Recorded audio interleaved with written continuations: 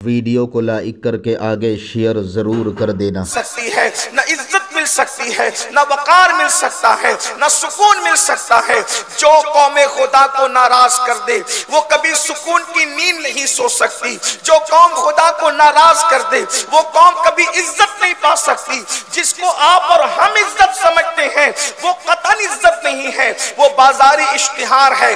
حقیقت میں عزت وہ ہے جو کبھی نہ ختم ہونے والی عزت ہے، جس کو میرا اللہ قرآن میں یوں بیان فرماتا ہے وَلِلَّهِ الْعِزَّةُ وَلِرَسُولِهِ وَلِلْمُؤْمِنِينَ۔ عزت تو اللہ کے لیے ہے، عزت تو رسول کے لیے ہے، اور عزت تو رسول کے وفاداروں کے لیے ہے۔ وہ کیا عزت ہے؟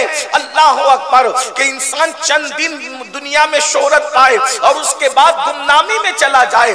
عزت تو وہ ہے کہ وصال کرنے کو 9 صدیاں بیت گئی، پھر بھی سنی کا بچہ گرتا ہے تو گرتا بعد میں ہے، پہلے یا غوث المدد کی صدا لگاتا ہے۔ یہ کیسی عزت ہے، یہ کیسی شان ہے۔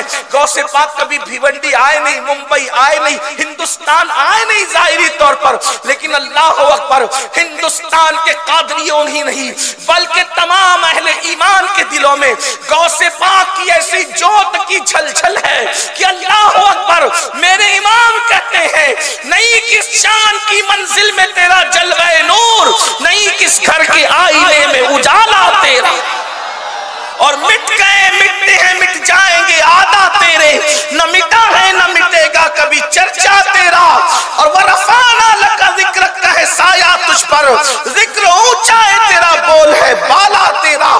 اللہ کے بندو یہ عزت ہے، عزت اس کو کہتے ہیں۔ تو بہت گفتگو کو طول نہ دیتے ہوئے اپنے اصل عنوان کی طرف آنا چاہتا ہوں۔ میرے آقا صلی اللہ علیہ وآلہ وسلم کے دیوانوں، غفلت سے نکلو، غفلت سے توبہ کرو۔ اپنے سارے مسائل اس بنیاد پر ہے کہ اللہ ہم سے ناراض ہے، اللہ کا رسول ہم سے ناراض ہے، اور ایک بات یہ بھی یاد رکھیں، جس سے اللہ ناراض ہوتا ہے اس سے رسول اللہ بھی ناراض ہو جاتے ہیں۔ اللہ اکبر، بہت آج غفلت کا دور ہے، انسان دولت کے نشے میں، مال کے نشے میں، عزت کے نشے میں اللہ کو ناراض ہی کرتا جا رہا ہے۔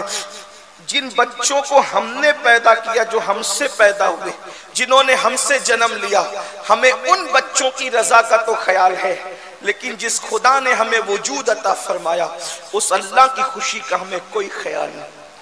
اگر بچہ کہہ دے ابا آتے آتے کھلونا لے کر کے آنا، اور اگر ہم بھول جاتے ہیں تو ہم اپنے ہی بچے کو سوری کہتے ہیں گھر جا کر کے، بیٹا معاف کرنا، تیرے لیے مٹھائی نہیں لا سکا، تیرے لیے کھلونا نہیں لا سکا۔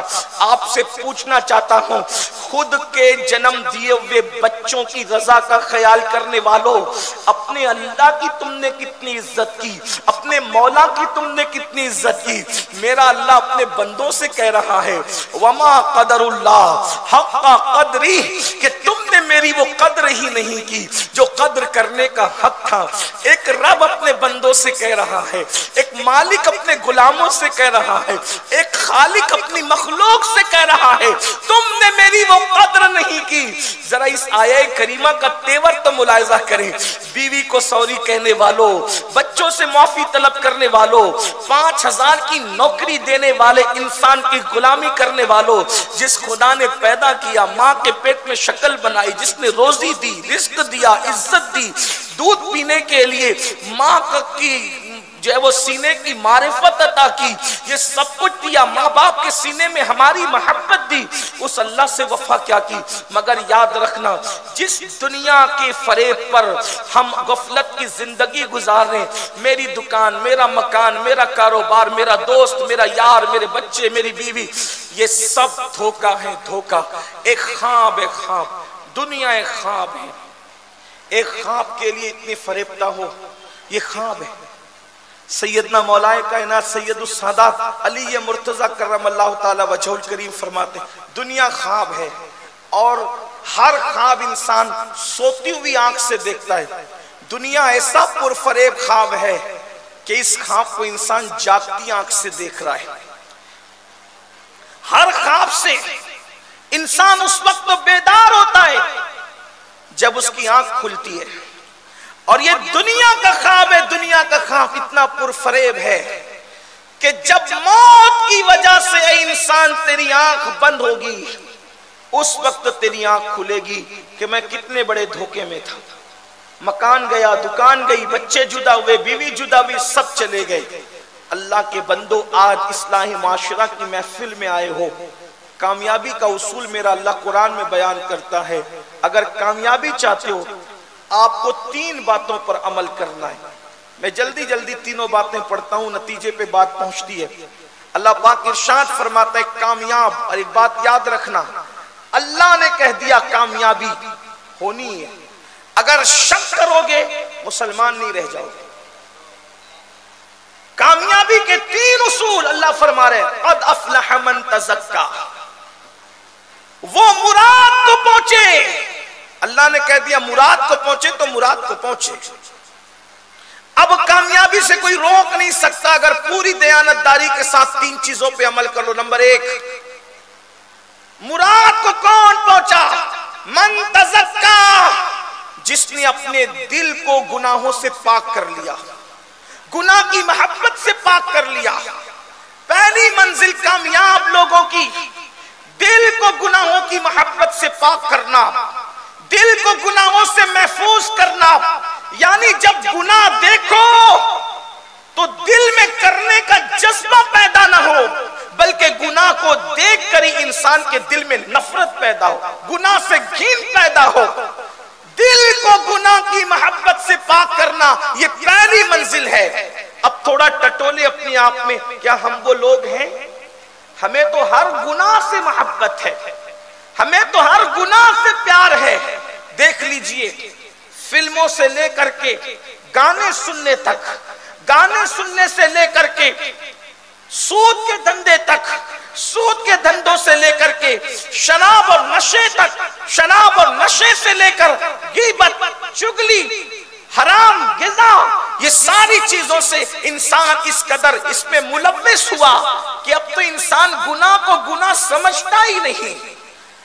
پہلی منزل کامیاب لوگوں کی وہ ہے جو گناہ کی محبت سے اپنے دل کو پاک کرتے ہیں. ایک بات یہ بھی کہہ دوں، جب تک گناہ کی محبت دل میں ہوگی اس وقت تک ہم سچے عاشق رسول نہیں بن سکتے. اور ایک بات آپ کے سامنے یہ بھی واضح کر دی جائے کہ زنا، شراب، جوا، یہ سب تو گناہ کی محبت لوگوں کے دل میں ہے. جو طبقہ دیندار کہلاتا ہے وہ یہ سارے گناہ نہیں کرتا، لیکن یہ اس سے بڑے جرم میں مبتلا ہیں، جیسے غیبت، حسد، بغض، کینہ، یہ دلوں میں ہے. اب بتائیں، کرسی پر اگر پیشاب پڑا ہو تو کیا میں اس پہ بیٹھوں گا؟ آپ بیٹھیں گے؟ کوئی بیٹھے گا؟ جب ایک کرسی پیشاب سے بھری ہو تو اس میں میں اور آپ نہیں بیٹھتے. تو جو دل کینے سے بھرا ہو، حسد سے بھرا ہو، بغض سے بھرا ہو، بتائیں اس میں حضور کا عشق کیسے آ سکتا ہے؟ تو کہیں عشق کے نام پر ہم منافقت تو نہیں کرنے؟ میرے جملے تلخ لگے تو معاف کرنا. جہاں حسد ہوگا وہاں عشق مصطفیٰ کیسے ہوگا؟ جہاں کسی مومن کے لیے دل میں کینہ ہوگا وہاں عشق مصطفیٰ دل میں کیسے ہوگا؟ مجھے حیرت ہے، عاشق رسول بغض اور کینے والا کیسے ہو سکتا ہے؟ ارے عاشقوں کا تو حال یہ ہے کہ عاشقوں کی توجہ تو شیطان کی طرف بھی نہیں جاتی، وہ شیطان کی طرف بھی کبھی متوجہ نہیں ہوتے. ایک مرتبہ رابعہ ادویہ سے کسی نے کہا، رابعہ اللہ کی اتنی عبادت کرتی ہے، تجھے شیطان کتنا ستاتا ہوگا؟ تو جواب دیتی ہے، کبھی خیال بھی اس کا نہیں آتا. کیوں؟ اس لیے کہ یار کی یاری سے فرصت نہیں ملتی، دشمن کے لیے وقت لائے کہاں سے؟ عاشق رسول کہلاتے ہو پھر غیبت کی گٹھلیاں لے کر بیٹھتے ہو. عاشق رسول کہلاتے ہو سگے بھائی سے حسد کرتے ہو، پڑوسیوں سے دل میں بغض اور کینہ رکھتے ہو. کامیاب نہیں ہو سکتے. عشق مصطفیٰ کا دل دادا کہلانا یا عاشق کہلانا آسان ہے، اور عاشق بن جانا مشکل ہے. بہت عاشق رسول کہلا چکے، اب ذرا عاشق رسول بننے کی کوشش کرو. لیکن یہ بچوں کا کھیل نہیں ہے. پھر کہتا ہوں، نمازی بننا آسان ہے، حاجی بننا آسان ہے، غازی بننا آسان ہے، شہید بننا بھی آسان ہے، عاشق رسول بننا آسان نہیں ہے. اور ہمارے یہاں جس کو استنجا کی سنتیں نہیں پتا، وہ بھی یہ سمجھتا ہے کہ میں صرف عاشق نہیں بلکہ عشق محبت کا امام ہوں. اگر میں اسی پہ گفتگو کروں تو میں اگلے عنوان کی طرف نہیں جا سکتا. لیکن میں آپ کے عشق رسول پہ شک بھی نہیں کر رہا ہوں، سوالیہ نشان بھی کھڑا نہیں کر رہا ہوں. لیکن اتنا ضرور کہوں گا، جس قوم کو پہلا کلمہ صحیح طور پہ پڑھنا نہ آتا ہو، وہ کہہ رہے ہیں کہ ہم عاشق رسول. اتنی سستی چیز تو نہیں ہے نا عشق رسول کی دولت. عاشق رسول کے لیے بلال بننا پڑتا ہے، اویس بننا پڑتا ہے، صدیق بننا پڑتا ہے، فاروق بننا پڑتا ہے، عثمان بننا پڑتا ہے، علی بننا پڑتا ہے، سعد، سعید، طلحہ، زبیر بننا پڑتا ہے. عشق کو سمجھ. اور جس دن تم عاشق بنو، جملے پر توجہ کرنا اور اس کو دل پہ لکھنا، جس دن تم عاشق بنو، کوئی ڈگری تمہارے پاس نہ ہو، اگر تم سچی عاشق بن گئے تو دنیا کے سارے آقا آپ کی غلامی کرنے پر مجبور ہو جائیں گے. مسلم امہ کو عشق رسول کی ضرورت ہے. وہ عشق نہیں جو میڈ ان انڈیا ہے، وہ عشق رسول جس کی کڑیاں صفا کے چبوترے سے ملتی ہے. اور وہ آسان نہیں ہے.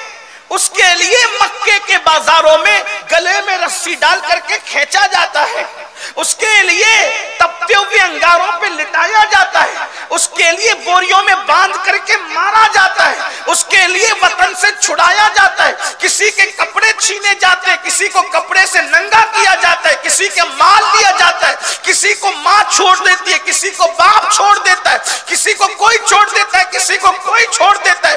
بعض وہ جو تنہا رہ جاتے ہیں، بعض وہ جو سولی پہ لٹکائے جاتے ہیں، بعض وہ جن کے ٹکڑے ٹکڑے کیے جاتے ہیں، بعض وہ جنہیں خنجر چبوئے جاتے ہیں. لیکن اس مقام پر پہنچنے کے بعد بھی وہ مسکرا کر یہ نہیں کہتے میں نے بہت بڑا تیر مار لیا، بلکہ وہ حیرت و استجاب میں ڈوب کر کہتے ہیں اب بھی یار راضی ہے یا نہیں، حق تو ہے کہ حق تو یہ ہے کہ حق ادا نہ ہوا. یہ کیفیت ہے عاشقوں کی. ہم نے بہت سستا سمجھ رکھا ہے. جلسے چند اور جلوس اور نان کھٹائیاں، اسی میں ہم نے عشق رسول کو سمیٹ دیا. میں آپ سے صرف اتنا عرض کرنا چاہتا ہوں، جس دن دل میں عشق مصطفیٰ پیدا ہوگا، میں نے کہیں کہا تھا، آپ کے یہاں کہا یا نہیں کہا، لیکن ایک بات کہہ کر گزرتا ہوں. حالانکہ میرا عنوان آج یہ ہے نہیں، مگر یہ تو میری زندگی کا عنوان ہے عشق مصطفیٰ. بات نکل آئی تو میں کہہ رہا ہوں، لیکن میرا عنوان دوسرا ہے، ہم اس طرف چلیں گے. لیکن میری قوم کے جوانوں یاد رکھنا، جس دن دل میں عشق مصطفیٰ پیدا ہو گیا سچا، آپ سے بڑا طاقتور کوئی نہیں ہوگا، آپ سے بڑا قوت والا کوئی نہیں ہوگا، آپ سے بڑا عزت والا کوئی نہیں ہوگا. اور دوسری بڑی بات، آپ ہمیشہ اکیلے رہنے کی کوشش کرو گے. جس دن آپ کو عشق رسول مل گیا، اس دن آپ بھیڑ میں نہیں جانا چاہو گے، آپ اکیلے رہنا پسند کرو گے. کیوں؟ کیونکہ جب عاشق اکیلا رہتا ہے تو اس کو یہ محسوس ہوتا ہے کہ محبوب میرے ساتھ ہے، اور وہ تنہائی میں پھر یار سے باتیں کرتا ہے. پھر اس کی کیفیت یہ ہوتی ہے، وہ روتا ہے تو ایسا لگتا ہے جیسے اپنی آستین سے کہ اس کے آنسوؤں کو خشک کر رہا ہے. جب لوگ اس کو تانا دے کہ اس کے سینے کو چھلنی کرتے ہیں تو ایسا لگتا ہے کہ جیسے یار اپنا ہاتھ اس کے سینے پہ رکھ کر اس کو تسلی دے رہا ہے. اور اس کی کیفیت یہ ہو جاتی ہے پھر کہ دل میں ہو یاد تیری، گوشے تنہائی ہو، پھر تو خلوت میں عجب انجمن آرائی ہو، آستانے پہ تیرے سر ہو، اجل آئی ہو، اور اے جانے جہاں تو بھی تماشائی ہو. اس کی یہ کیفیت ہوتی ہے عشق والوں کی. آپ مجھے بتائیں، میں اس لیے یہ بات کہہ رہا ہوں کہ عشق ہو تو آدمی اپنے بیٹوں سے کنارہ کر لے، اپنی بیوی سے کنارہ کر لے، اپنے بھائیوں سے کنارہ کر لے، اپنے مریدوں سے کنارہ کر لے، اپنے شاگردوں سے کنارہ کر لے۔ یہ عشق کی میں آخری منزل بتا رہا ہوں کہ سب سے کنارہ کر لے، لیکن عشق کی پہلی منزل یہ ہے، توجہ کرنا، اگر میں سمجھانے میں کامیاب ہوا تو میرا آنا بھی قبول ہے، گویا کہ عشق کی آخری منزل یہ ہے کہ انسان سب سے کنارہ کر لیتا ہے، لیکن پہلی منزل یہ ہے کہ عشق والا گناہوں سے کنارہ کر لیتا ہے، وہ گناہ چھوڑ دیتا ہے۔ آپ دیکھیں تو صحیح، عشق والوں نے سب سے کنارہ کیا۔ حضور مفتی اعظم رحمت اللہ علیہ کی دعا کا حصہ تھا، کہتے ہیں مجھے اپنی رحمت سے تو اپنا کر لے، مجھے اپنی رحمت سے تو اپنا کر لے، تو پھر نتیجہ کیا نکلے گا؟ سوا تیرے سب سے کنارہ کروں گا۔ یہ منزل عشق ہے، یہ مقام عشق ہے۔ اب آپ مجھے بتائیں، وہاں تو سب سے کنارے کی بات کی جا رہی ہے، یہاں تو ہم گناہوں سے بھی کنارہ کش نہ ہو سکے، بلکہ اگر آپ پرسنٹیج نکالنے کی کوشش کریں تو اس وقت تو دوسری قوموں سے مسلم امہ گناہوں میں آگے ہیں۔ گندی فلموں کے دیکھنے کے معاملے میں سروے کیا گیا تو پھر اس ملک کا نام پہلے نمبر پر آیا جو 75 سال پہلے اسلام کے نام پر بنا تھا۔ آپ مجھے بتائیں کتنے شرم کی بات ہے، آپ مجھے بتائیں تو صحیح، جسے عشق ہوتا ہے وہ پھول دیکھنے سے بھی غیرت کرتا ہے۔ یہ بہت گہرائی کی باتیں نکل آ رہی ہیں، لیکن یہ بات مجمع میں کرنے کی نہیں۔ عشق جس سے ہوتا ہے وہ پھول بھی نہیں دیکھتا۔ امام اہل سنت سیدی اعلیٰ حضرت کے دور میں بریلی میں ایک باغ تھا، دور دور سے لوگ اس کی سیر کے لیے آتے تھے۔ مولانا عبدالسلام عید الاسلام جبل پوری کے یہاں سے جب واپس لوٹے جبل پور سے، امام اہل سنت گھر کی طرف گئے تو اپنے خط میں لکھا کہ میں خیریت سے پہنچ گیا ہوں، اور ساتھ میں یہ بھی نقل کیا کہ جب تانگے پر بیٹھ کر اسٹیشن سے گھر جا رہا تھا تو پہلی مرتبہ اس باغ پر نظر پڑ گئی، پہلی مرتبہ باغ پر نظر پڑ گئی، پہلی مرتبہ باغ پر نظر پڑ گئی، نہ پہلی مرتبہ باغ پر نظر پڑ گئی، نظر ڈالی نہیں، پڑ گئی۔ کیوں؟ اس لیے کہ جو گلے وحدت میں ڈوبا ہوا ہے اسے گلستان کے گلوں کو دیکھنے کے لیے فرصت کہاں سے؟ بتاؤ، عشق اتنا باغیرت ہوتا ہے، نظر پڑ گئی، نظر ڈالی نہیں، پڑ گئی۔ کیوں؟ اس لیے کہ تیرے قدموں میں جو ہے غیر کا منہ کیا دیکھے، کون نظروں پہ چڑھے دیکھ کے تلوا تیرا، وہاں پھولوں کو دیکھنے کی فرصت نہیں ہے، آپ کو زنا کی فلم دیکھنے کی فرصت کہاں سے ہے؟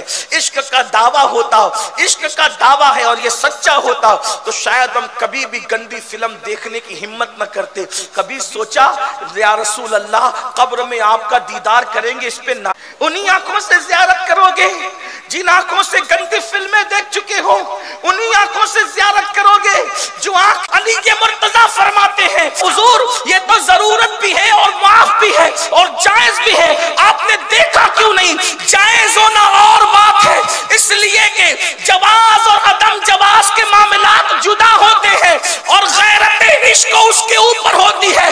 ہمیشہ عشق لغت کے اوپر رہتا ہے، عشق ہمیشہ قانون کے اوپر رہتا ہے، عشق قانون کی بات نہیں کرتا، قانون سے اوپر کی بات کرتا ہے۔ اگر نہیں سمجھ میں آئے تو مثال سمجھ لیں، ایک مرتبہ کسی نے رابعہ بصری کو کہا زکوٰۃ کتنی دینی چاہیے، تو رابعہ نے کہا تم لوگوں کی بتاؤں یا عاشقوں کی بتاؤں؟ تو کہا کہ ہماری بھی بتا دو، عاشقوں کی بھی بتا دو۔ کہا تم لوگوں کی یہ ہے کہ 100 پر 2.5 دے دینا، یہ تمہاری زکوٰۃ ہے، اور عاشقوں کی یہ ہے جتنا کمایا سب یار پر لٹا دینا۔ اب پتا چلا عاشقوں کی تو منزل ہی جدا ہوتی ہے، عشق کی بات کرتے ہیں اور قانون پر عمل نہیں کرتے۔ عاشق پہلے قانون کا پابند ہوتا ہے، بعد میں منزل عشق پہ پہنچتا ہے۔ جو قانون ہی میں پھیل ہو جائے وہ عاشق کیسے ہو سکتا ہے؟ تو عرض یہ کر رہا تھا، عشق ہمیشہ اوپر کی قانون کے اوپر کی بات کرتا ہے۔ مولا کائنات نے فرمایا خود کا سطر میں نے کبھی قصدن جان بوجھ کے نہیں دیکھا۔ لوگوں نے کہا ضرورت بھی ہے، جائز بھی ہے۔ فرمایا اس لیے نہیں دیکھتا کہ جن آنکھوں سے رسول اللہ کا چہرہ دیکھتا ہوں ان آنکھوں یہ منزل عشق ہے، اور ہم حضور کو قبر میں دیکھنا چاہتے ہیں، کیا نہیں دیکھتے؟ بلکہ بڑی معذرت کے ساتھ بھیونڈی کا ایسا ماحول نہیں ہے، لیکن چونکہ آواز پوری دنیا میں جاتی ہے انٹرنیٹ کے ذریعے سے، جہاں ضرورت ہے وہاں پہنچ جائے۔ دوسروں کو دیکھنا تو دور کی بات ہے، اب یہ کان ایسی منحوس باتیں بھی سن کر تڑپ رہے ہیں کہ دیور کی نظر سے بھابی محفوظ نہیں ہے۔ یہ صورتحال ہے، مسلم معاشرے کی صورتحال ہے کہ دیور کی نگاہ سے بھابی محفوظ نہیں، بہنوئی کی نظر سے سالی محفوظ نہیں، بلکہ بعض مقامات تو وہ آئے ہیں، اللہ اکبر، العیاذ باللہ، العیاذ باللہ، کہ یہ بھی سنا گیا کہ بہن بھی محفوظ نہیں۔ یہ صورتحال ہے کس قوم کی؟ کس قوم کی؟ اللہ کے بندو، عشق بہت باقی ہے۔ تو عرض یہ کر رہا تھا کہ قرآن کامیابی کا پہلا اصول بیان کرتا ہے، قد افلح من تزکا، اپنے دل کو پاک کرو، دل پاک۔ اچھا، اب یہ منزل تو آپ تو سوچتی ہوں گے۔ ویڈیو اگر اچھا لگا ہو تو لائک کر کے آگے شیئر ضرور کر دینا۔ اللہ رب العزت اس کا صلہ، اس کا ثواب آپ کو ضرور عطا فرمائے گا، اور اپنے دوستوں سے اس چینل کو ضرور سبسکرائب کرائیے گا تاکہ وہ لوگ بھی جو ہے دینی معلومات حاصل کر سکیں۔ اللہ حافظ۔ السلام علیکم ورحمۃ اللہ تعالی وبرکاتہ۔